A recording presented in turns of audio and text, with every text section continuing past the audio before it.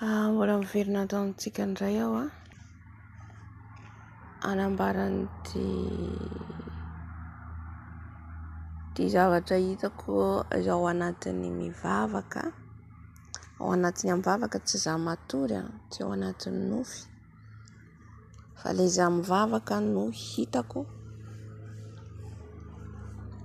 lehilahy anankiray manao capuchon izy manao capuchon de za zany le mivavaka eo zaho amin'ny fanatrehan'ny tompo de mahatsapa mahita zany misy présence n'olona eo manao akanjo capuchon izy mainty mijery ahy eo.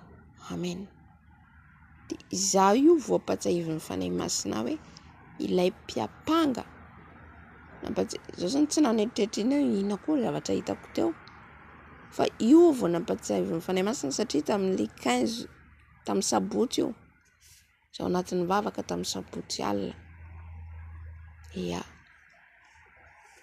de io fanahy masina mampatsiahy ahy vakio izy Zakaria 7:1-5 de le tantaran'ny Josoa de vakiko ilay tenin'Andriamanitra atao amin'ny Josoa 7:1-5 amin'ny anaran'i Jesosy. Ary dia nasehony ahy fa indro Josoa mpisorona be nitsangana teo anatrehan'ilay anjelin'Andriamanitra ary Satana nitsangana teo kavanany hiapanga azy ary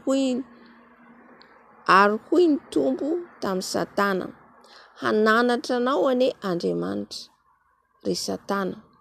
Eny ny tompo izay nifidy any Jerosalema ane hananatra anao, tsy forohana nosariana tamin'ny afo va ity. Ary Josoa nitafy fitafiana maloto ary nitsangana teo anoloan'ilay anjely dia namaly Andriamanitra dia nilaza tamin'izay nitsangana teo anoloany hoe esory aminy ny fitafiana maloto.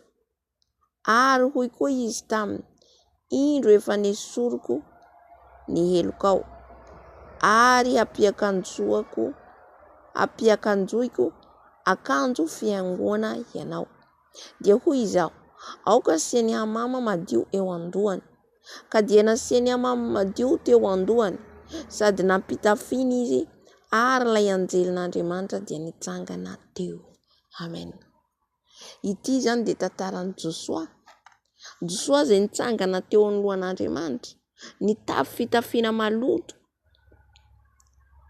De endrikatsika ihany koa izay mivavaka andro manalina manantona an'i Jesosy tsika mivavaka satria andetsika anantona ifona satria misy zavatra foana mampaloto atsika, maloto ny fitafitsika, maloto ny akanjotsika, zay mahatonga antsika manantona an'i Jesosy mifona mibebaka. Alleluia. Manantona mibebaka tahaka an'i Josoa teto nanantona an'Andriamanitra izy.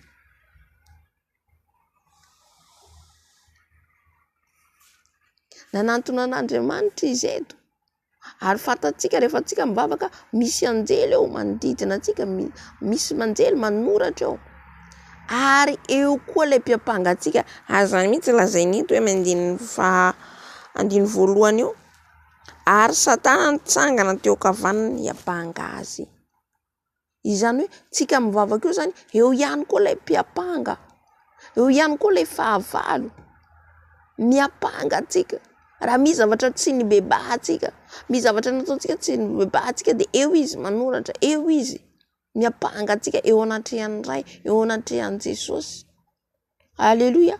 Fa hitantsika teto ny tompo Andriamanitra mihitsy ny teny nananatra any Satana. Ary hitantsika fa nidiovon'ny tompo, nidiovon'i Jesosy ny fitafian'i Josoa, ka nahazo fitafiana vaovao izy, nahazo hamama madio izy, nahazo akanjo notafiana fiangoana tsara izy.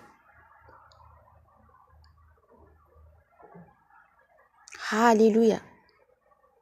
Ka tsika rehefa manantona an'i Jesosy dia aoka ho fantatsika fa eo koa ilay mpiapanga. Hitako zao le mivavaka za zany mahatsapa hoe zany raha ohatra ka hoe mandeha araka ny fananao tena tsapanao hoe manatrika misy fanatrehan'ny tompo. De hitako le izy tsy hitako maso fa hitako mainty, de misy capuchon amin'ny lohany, de hitako mainty izy eo mijery manoloana eo, de za manao ihany mivavaka. Fa zavako zany ampatsahivy fanahy masina teo zany hoe izy eo zany miapanga ahy, izy eo zany miteny miapanga ahy zay rehetra nataoko ka tsy nibebahako. Amen. Izay foana zany tsika raha mivavaka de mila manontany foana, mila miteny, mila angatatsika ny fanahy masina, ampatsiahy ny fahotana rehetra zay vitantsika hibebahantsika, mba tsy hampangan'ilay fahavaloantsika. Misy tsy voabebakantsika na nataontsika adinontsika ka hiampangana antsika eo anatrehan'ny Ray, eo anatrehan'i Jesosy. Satria Jesosy de vonona foana manadio antsika amin'ny raha tahaka ny Josoa teto, voadio ny akanjony ka nahazo fitafiana vaovao izay no tomanetsika andro manalina Jesosy, mba ho diovin-Jesosy ny fitafiantsika, ho tonga fitafiana madio mangatsakatsaka. Halleloia. Amen. De tena hoe tsapako ary namaky ny ten'Andriamanitra io gaga be hoe veo fa zay moa zany hoe ny fanahy masina mitarika antsika foana, misy zavatra tsy fantatsika ampahalalany antsika. Sao tsy nahafantatra an'izany, tsy nahafantatra fa zao le eo aho matoritory eo mipetraka eo de ampatsahivy ny fanahy masina hoe le zany vavaka tamin'ny sabotsy hitako mihitsy olona misy manao capuchon noir eo fa izy hoe inona koa ny ataony zavatra maintimainty iny eo. Ka izy zany le mpiapanga eo koa tsika le tsika mivavaka eo. Amen. Ka manomboka zao tsika de raha mivavaka tsika de aoka tsika angataka amin'ny fanahy masina, ampatsiahtsika ny otantsika rehetra, ny fahotana rehetra vitantsika hibebahantsika, mba ho diovin' Jesosy atsika. Rehefa tsika voadion'i Jesosy, izy mampitafy atsika manisy hamama, zany hoe mandroso sarona vaovao antsika zany de tsisy afaka hiampangany fahavalo antsika. Izy ny ampanga ny olom-boafidin'Andriamanitra.